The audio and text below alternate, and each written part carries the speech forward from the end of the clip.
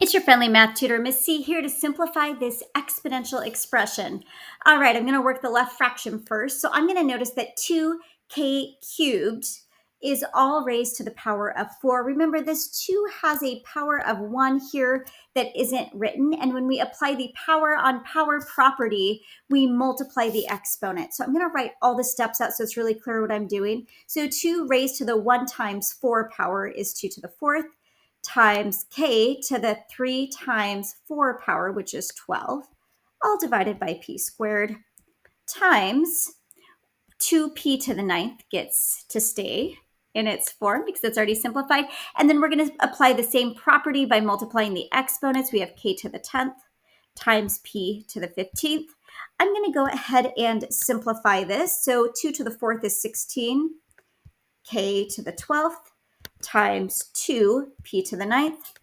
And then in my denominator, I have a like variable. So we have p squared times p to the 15th, which is p to the 17th. We add the exponents in this case.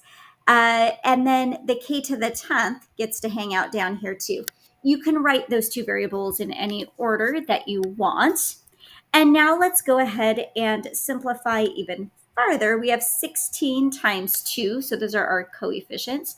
So we end up with 32k to the 12th power times p to the 9th, all divided by k to the 10th times p to the 17th. And now we're just going to deal with our variables that are both in the numerator and denominator. So the 32 hangs out in the numerator.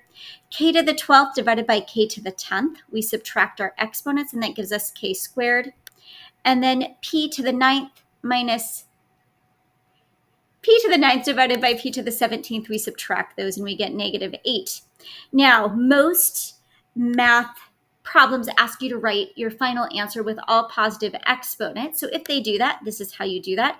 The 32k squared stays in the numerator. With exponents, to change that negative exponent to a positive exponent, we change the location of the base in the exponent in the fraction.